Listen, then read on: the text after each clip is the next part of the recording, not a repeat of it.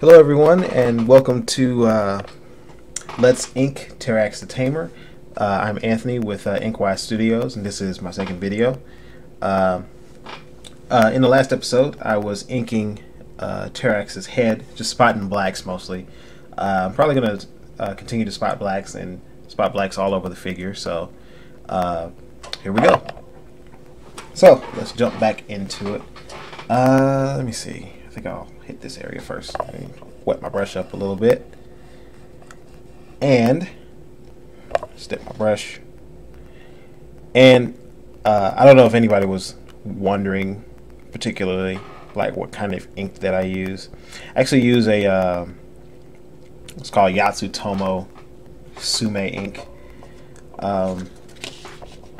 Experimented with a lot of different inks, and this is, it seems like the best ink that works with my brush, just because it doesn't clog as much, it doesn't like bunch up too much, so I like to use that.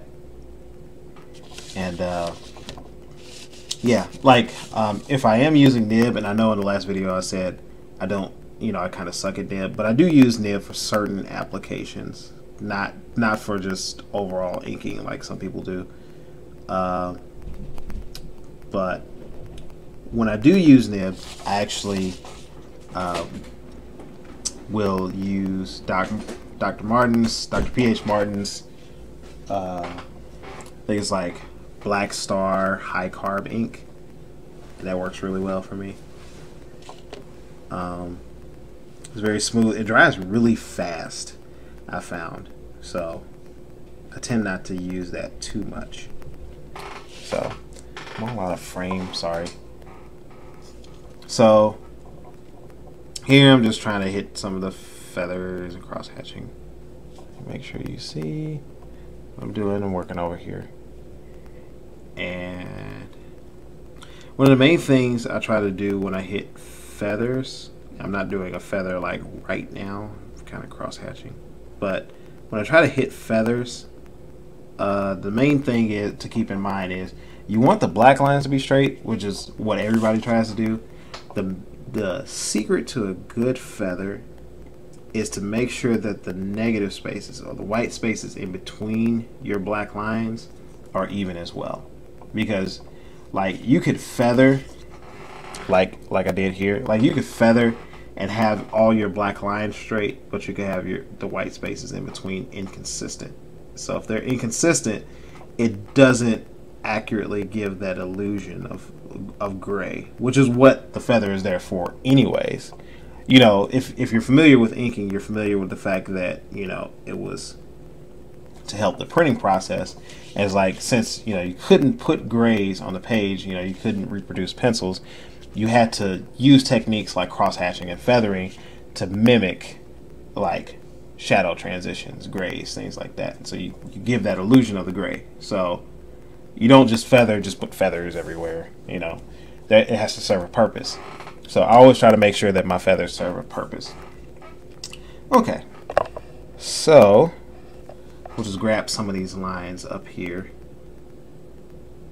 and just get his mouth around here. I'm still trying to find like that perfect ink to use. The ink that I use, I like it for multiple reasons, not just because it works, but also because it's cheap. Like I can buy like a huge bottle. Actually, let me show you the bottle. Here's the bottle right here. It's huge. You get like a big bottle, like a 12-ounce bottle for like $8. It's a lot of ink. And usually if you buy like Dr. P.H. Martin's, which I don't buy that much because it's so expensive, but like you get like a 2-ounce, 4, whatever the standard ink size is, you get that for $8. So it's like, that's really expensive. So yeah, I usually stick with the cheaper stuff on that, but it works. I mean, at that point, it's okay to buy the cheap stuff because I haven't sacrificed much quality. I mean, it may not be as crisp as some of the other inks that you could use, but I like it. I prefer it. So I'll stick with it. Okay. So yeah, I think we'll continue on with that. Sometimes, well, not sometimes, usually most of the time, and I'll try not to do that here on video because I guess this will help me to have better habits, but a lot of times I will jump around on the page and I'll just fill some blacks here, then I'll like jump down here, fill some blacks here. I try to stop doing that because it overall it hurts the efficiency, you know. So main thing, you know, my main goal right now as an inker is to improve efficiency so I can work faster, and you know, the faster you work, the more you get paid, and that's always good. So just trying to improve my speed, just, you know, everything about my inking process. You'll see there's a smudge right there. If you, I don't know if you can see it. I will say in these videos I will make some mistakes. You know, I'm not that guy who does everything perfect when I ink. That's not the reason why I'm doing this. I want you to see my mistakes because I want you to, you know, number one, it will force me to improve for you guys, to give you guys quality stuff. And then B, you can see how I corrected, like, my thought process when I correct stuff. I won't correct it now because I usually like to get on a roll, and then I'll go back and correct it later. So let's get his cheekbone over here.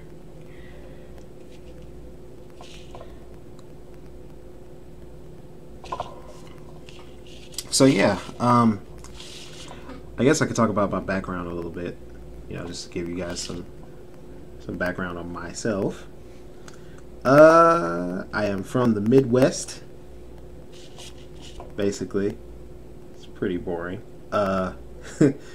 As far as comics, though, I guess I have a bit of an interesting story to tell about how I came into comics. Like, basically, when I was growing up, my dad tried to find me like a hobby to do, because I guess it was because you know, you look in retrospect, you know, hindsight's always 20/20. So you look in retrospect, it's like I guess he was just trying to get rid of me because I was being annoying.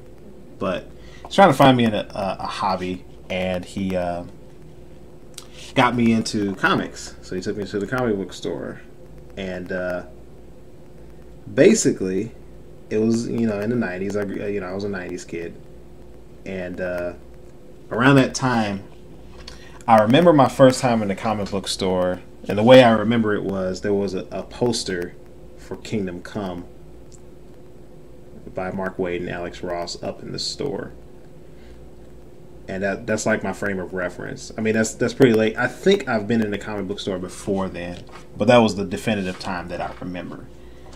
But either way, I went to the comics, and, you know, of course, I saw like the Image comics and, like, you know, the X-Men that was out at the time.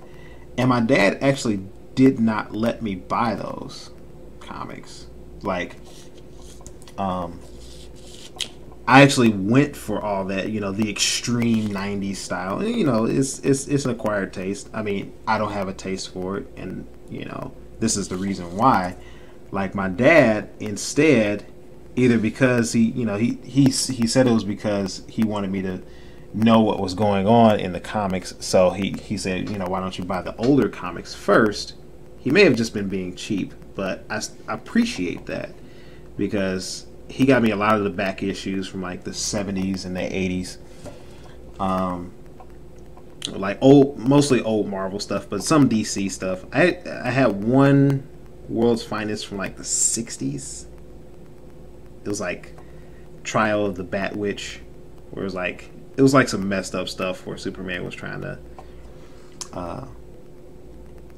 you know, they went back into like old Salem, and he was trying to get Batman like convicted as a witch, which was like really messed up.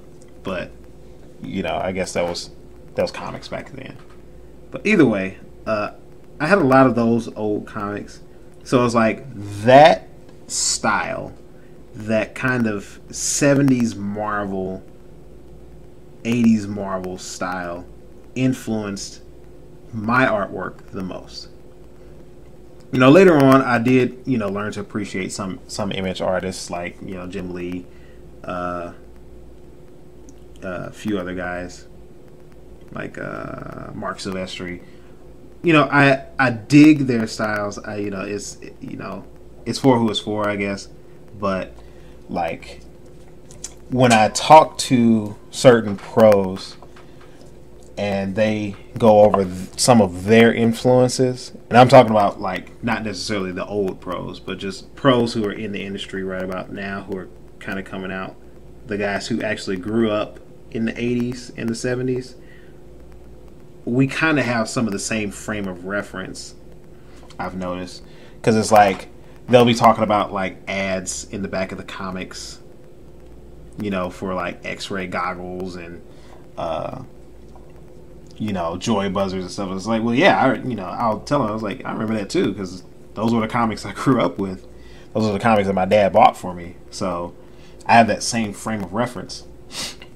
So all that 70s Cosmic Marvel stuff and like John Byrne, Fantastic Four, I have some of those same influences as really some of the Image guys. So I guess I don't draw like them. People who have, you know, kind of illustrate in that Image style, I don't necessarily go for them that much, even though I respect them because, you know, they're industry professionals. They didn't get in by accident. I respect them, but I typically go for more of the guys who draw like more of a classic style, you know, like John Buscema or Gene Colan or even like Frank Miller on Daredevil, stuff like that. So I like those guys. So nowadays, the main guys that I like, obviously I'm inking Ed McGuinness, so I do like Ed McGuinness a lot. I dig his style.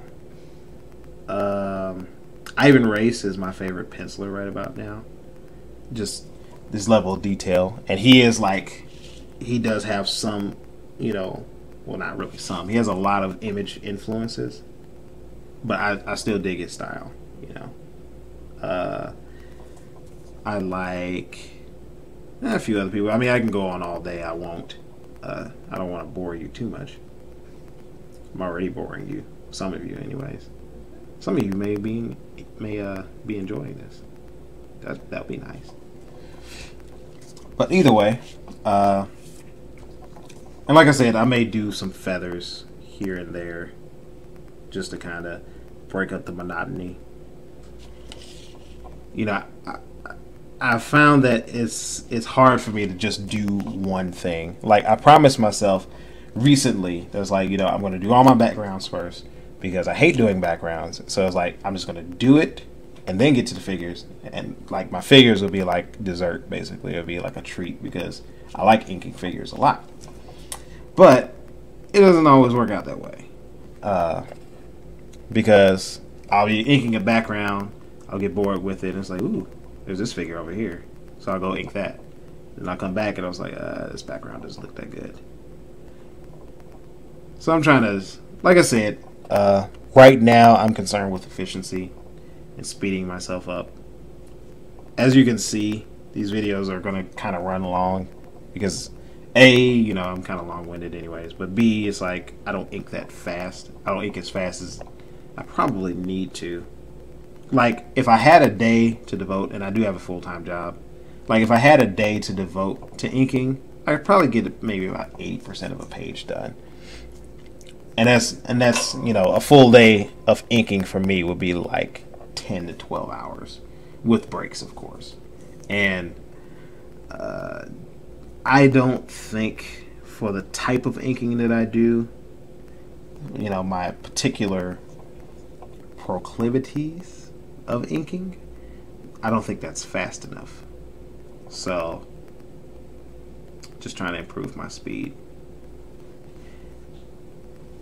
And I'm just spotting these. I'm sorry if a lot of this is out of frame. I try to make sure, but you know, when I'm looking at the page, don't really see if it's out of frame, so I'm just trying to keep that in frame for you guys. I'm working on the leg, just to give you some reference. I'm working right about here, just spotting these blacks and doing some feathers. And just working down here. And let's see, go over here, work on that. One nice contour line. And a lot of the inkers that I follow, and a lot of the pencilers that I admire, they have some of that old flavor, or they are from that time, and they're still working. Like I really like Steve Epting. If you don't know who Steve Epting is, well, you should be ashamed of yourself. But if you don't know who he is, you'll know his work from Captain America. He occasionally had Mike Perkins ink him, and it was a great time. His time on Captain America influenced The Winter Soldier a lot. Like his time with Ed Brubaker. Is that how you pronounce his name? Brubaker? Baker. We'll go with Baker. Ed Brubaker. And influenced Winter Soldier a lot because they created Winter Soldier, the character, and the whole setup of, you know, him being Bucky and all that type of stuff, which was cool. And I'm glad that he got his acknowledgement for that film. I don't know what exactly they did for him, but hope they did something nice for him, because that's a great character. So, just continuing the spot blacks here a little bit. And, let's see. And this is just, you know, I like doing this first because it's really relaxing.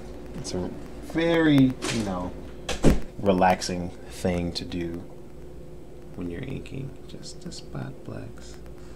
You know, when you go in for details and you have to really, you know, put the hammer down and really focus on those feathers and getting those feathers accurate, it can get a little tense. So I try to, you know, put myself in Zen mode first and just do something relaxing. And this is, you know, it's very relaxing. So I guess for me. Now some guys, when they ink, they don't spot blacks. They just do contour lines, do the feathers, fill the blacks, and it's like that works for them. I mean, I know a lot of guys who ink very well who never spot blacks, or who will laugh at you if you say you spot blacks. They're probably laughing now or watching this video, which is fine. But, you know, one of the good things about inking and really comic book art in general is that there's no one right way to do it. Like, on one end of the spectrum, you may have Todd Nauck, who I really like. On the other end of the spectrum, you may have Mark Silvestri, who I also really like. They don't, you know, necessarily pencil the same. They don't do their art the same way, but neither one is more correct than the other.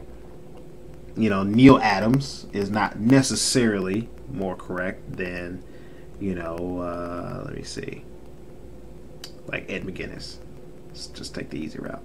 You know, he's not more correct than Ed McGuinness.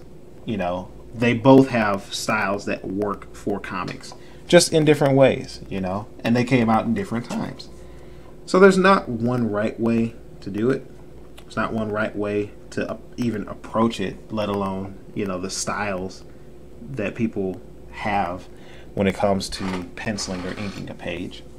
Like the way Jonathan Glapion, who's one of my favorite inkers, the way he inks a page is radically different from the way that, I don't know, Klaus Janson would approach a page. They ink totally differently, but they have some of the same principles, some of the same ideals when they come to a page, which is clarity in storytelling, which is always important no matter what you're doing in comics. And even though they have different styles, different approaches and they may use different tools, they still,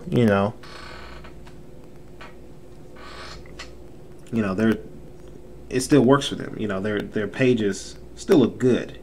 I will still look at a good Klaus Janson page and admire it. And, I'll still look at a good Jonathan Glapion page and admire it. They're both great artists. So,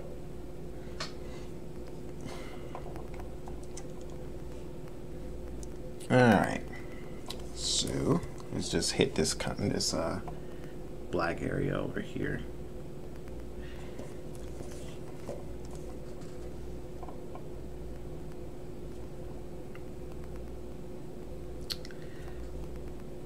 Alright. And usually, I think I may do this like just to kind of wind down when I'm after inking a page or after working at work. I guess just to help me to work out a few things, and also to kind of fix some of the mistakes that I've been making, because it's nothing like fixing mistakes on camera. When people are watching you, you kind of ink better. It's like you always do better on your homework when your parent or your teacher is looking over your shoulder. So I guess in a way, you guys are like my editors, I guess you could say. Of course, I don't stand for negativity, but I will always welcome constructive criticism, because I'm not perfect. Don't purport to be. We're all helpers one to another, so no big deal, no hate. It's all love here. It's all love. We're all lovely here. We're happy. We're inking. We're doing a good job. Just eat the fish and spit out the bones, as my dad always says. Okay, so where am I out on time? We're at like 22 minutes.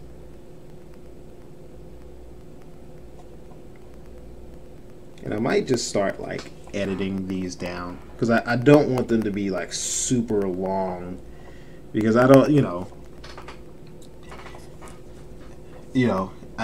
I'm kind of modeling these after Let's Plays, but I know that Let's Plays are usually shorter, at least about like 15 minutes per video. And it's like you have more going on within 15 minutes. You don't have much going on when I'm inking this page. You're just watching me stroke, I guess. But I guess I'll try to clip it down or whatever. I guess I would need you guys' feedback on that, because of course I'm doing this for you guys, and whatever you guys want, I'll try to do that.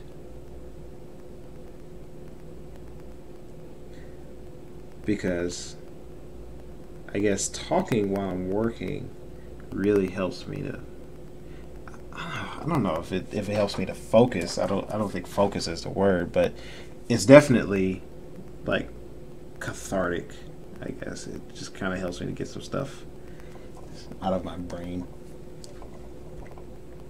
Yeah, it's just me. Alright, so here's where we are on Terrax. Not too much progress just yet. I mean, we got a lot of this black spotted, and we're putting down a lot of feathers, some cross hatching, and some contour lines. Still have a lot to go. Next time I think I'm going to start on this arm. So next time on Let's Ink Terrax the Tamer, we're going to spot some more blacks, and we're going to go over some more contour lines, and just give me some feedback and just let me know what you guys would like to see, if you'd like for me to speed it up, or if you'd like me to do post commentary or things like that. And I can definitely do that for you guys. So this is Anthony, and I will be signing out. Take care.